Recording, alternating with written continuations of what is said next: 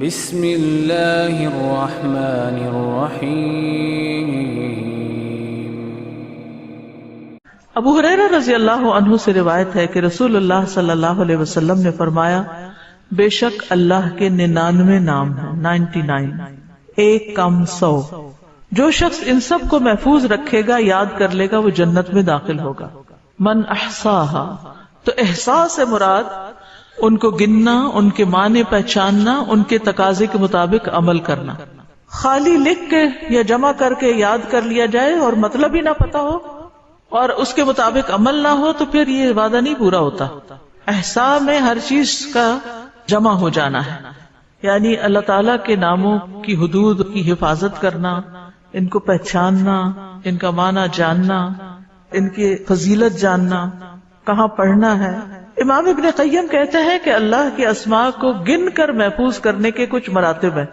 بندہ جب ان ناموں کو یاد کر لیتا ہے تو وہ جنت میں داخل ہو جاتا ہے، اور یہی اس کی سعادت اور نجات اور فلاح کا مرکز ہے۔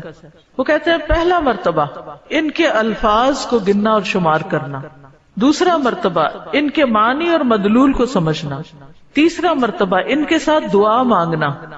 قرآن میں آتا نا وَلِلَّهِ الْأَسْمَاءُ الْحُسْنَى فَادْعُوهُ بِهَا، اور اللہ ہی کے لیے ہیں اچھے اچھے نام، پس تم اس کو ان کے ساتھ پکارو، اللہ کے نام لے کے، جیسے یا حی یا قیوم، یا اللہ، یا رب، یا رحمان، یا رحیم، یا کریم، یا ذی الجلال والاکرام، اور باقی بھی اسی طرح۔ پھر ہے دعا مانگنے کے 2 مرتبے ہیں۔ نمبر 1 دعاء العبادہ، یعنی اللہ کی تعریف ان ناموں کے ساتھ کرنا، ہمارا رب رحیم ہے، کریم ہے، تو یہ تعریف عبادت کی دعا ہوتی ہے، دعاء العبادہ کہتے ہیں اس کو۔ اور دوسرا ہے دعاء المسئلہ، طلب اور مانگنے کی دعا، کہ ان ناموں کے ساتھ پکار کے اللہ کو پھر سوال کرنا۔ اور اسماء حسنہ کے ساتھ یہ نہیں کہ اپنی طرف سے اللہ تعالیٰ کا کوئی نام بنا کے اور پھر اس سے دعا کرنا، یا موجود، یا ذات، یا شیء، اس طرح کی باتیں نہیں، بلکہ اللہ کے جو پراپر نام قرآن و سنت سے ثابت ہیں ان کے ساتھ دعا مانگنا۔ تو یاد رکھیے کہ اللہ کی پہچان یہ علم کا پہلا مرتبہ ہے۔ سب سے پہلے جس کو جاننا چاہیے، جس کے بارے میں ہمیں معلوم ہونا چاہیے کہ وہ کون ہے، وہ اللہ رب العزت۔ فَاعْلَمْ أَنَّهُ لَا إِلَٰهَ إِلَّا هُوَ، جان لو کہ اللہ کے سوا کوئی الہ نہیں۔ یہ علم ہر ایک پر فرض ہے کہ ہمارا خالق کون ہے، ہمارا مالک کون ہے، ہمارا رازق کون ہے، ہمارا معبود کون ہے، ہماری مشکل کشا کون ہے، ہمارا حاجت روا کون ہے، اور جو بھی اللہ تعالیٰ کے باقی نام ہے، پہچان۔ یہ علم تمام علوم سے افضل ہے، کیونکہ جب ایک انسان، کوئی بچہ، بوڑھا، جوان اللہ تعالیٰ کو جان لیتا ہے نا، تب ہی اس کی زندگی درست ہوتی، تب ہی اس کو واقعی ہدایت ملتی، تبھی وہ اللہ کے لیے سب کچھ کرتا ہے، تبھی اس کے اندر تقویٰ پیدا ہوتا ہے، تبھی وہ حلال حرام کی تمیز کرتا ہے، کیونکہ یہ سب کچھ کرنا اس کے لیے اللہ نے اپنی عبادت کے لیے پیدا کی، اور اگر ہم اللہ ہی کو نہیں پہچانتے تو عبادت کس کی کر رہے ہیں؟ تو پہلا کام اللہ کی پہچان ہے، اللہ کی معرفت، خود بھی اور اپنی آل اولاد کو بھی اور اپنے آس پاس کے لوگوں کو۔ اور اللہ کی پہچان کے لیے اللہ کے ناموں کا علم حاصل کرنا ضروری ہے۔ پھر اس سے ایمان میں بھی اضافہ ہوتا ہے۔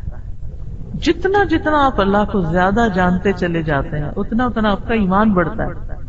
اسی لیے اس کو اشرف العلوم کہا گیا کہ تمام علوم کا سردار ہے یہ۔ پھر اسی طرح اللہ تعالیٰ کے ناموں کو پڑھنے، یاد کرنے، جاننے، سمجھنے کے بارے میں کچھ اصول و قواعد ہیں۔ اس میں پہلی بات یہ ہے کہ اللہ کے تمام نام توقیفی ہیں، اس میں عقل کی کوئی گنجائش نہیں، یعنی بذریعہ وحی معلوم ہوئے۔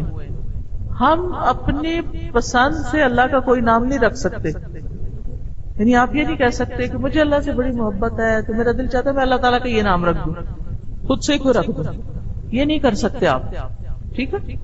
کسی انسان کو، کسی بشر کو، کسی جن کو، کسی فرشتے کو یہ اختیار نہیں کہ وہ اپنی مرضی پسند سے اللہ کا کوئی نام رکھ دے اور اس سے اس کو پکارنا شروع کر دے، اور اس کی لاجک صرف یہ دے کہ یہ تو محبت کی بات ہے اور میں محبت سے یوں پکارتی ہوں اللہ کو۔ نہیں، اس کی اجازت نہیں، کیونکہ جتنا اللہ تعالیٰ خود اپنے آپ کو جانتا ہے ہم نہیں جانتے، اور جتنا اس نے چاہا ہمیں اپنے بارے میں علم دیا، اور وہ علم بھی نبی صلی اللہ علیہ وسلم کے ذریعے ہم تک پہنچا ہے، تو اس کو حاصل کرنے کی کوشش کریں۔ پھر اسی طرح دوسری بات یہ کہ اس بارے میں کتاب و سنت سے آگے نہ بڑھیں، عقل، رائے، خواہش. امام احمد کہتے ہیں اللہ کی صفت نہیں بیان کی جائے گی مگر وہی جو خود اس نے اپنی ذات کی بیان فرمائی ہے یا رسول اللہ صلی اللہ علیہ وسلم نے بیان کی. ہم قرآن و سنت سے آگے نہیں بڑھیں گے، خود یا کسی عالم یا کسی اور انسان کے بتائے ہوئے نام کے مطابق نہیں کام کریں گے. پھر اگلی بات یہ کہ اللہ کے ناموں میں الحاد سے بچنا چاہیے. الحاد سے، الحاد کا مطلب کیا ہے؟ سیدھے رستے سے ہٹ جانا. لحد ہوتی ہے نا وہ قبر جو بغلی قبر ہوتی ہے، نیچے گڑھا کھودتے کھودتے سائڈ سے قبر کھودنا شروع کر دینا. تو اس کی بہت سی صورتیں ہو سکتی ہیں، جیسے اللہ کے کسی نام کا انکار کر دیا جائے یا نام جن صفات پر دلالت کر رہے ہیں ان کا انکار کر دیا جائے. جیسے امت میں کچھ ایسے فرقے گزرے ہیں کہ جو یہ کام کرتے رہے ہیں. پھر اسی طرح بغیر تحریف، تعطیل، تکییف اور تمثیل کے اسماء و صفات پر ایمان لانا ضروری ہے. تحریف یعنی خود تبدیلی کرنا، تعطیل یعنی کسی صفت کو معطل کر دینا، تکییف کسی کیفیت کو بتانا، تمثیل یعنی مثال بیان کرنا. ان چیزوں سے بچنا چاہیے. پھر ایک اہم بات یہ بھی یاد رکھیے کہ 99 تو ہمیں بتایا گیا کہ اتنے تو کم از کم یاد کر لو، لیکن یہ یاد رکھیے اللہ کے صرف 99 نیمز نہیں ہیں، وہ اس سے زیادہ ہیں.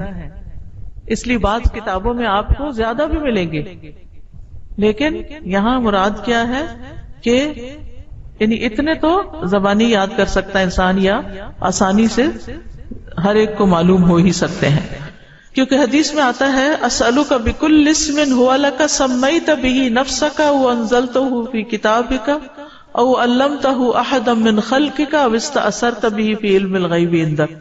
اے اللہ میں تجھ سے تیرے ہر نام کے واسطے سے دعا کرتا ہوں، وہ نام جو تو نے اپنی ذات کے لیے رکھے یا جو نام تو نے اپنی کتاب میں اتارے یا وہ جو اپنی مخلوقات میں سے کسی کو سکھا دیے یا وہ نام جو تو نے اب تک اپنے خزانہ غیب میں محفوظ رکھے.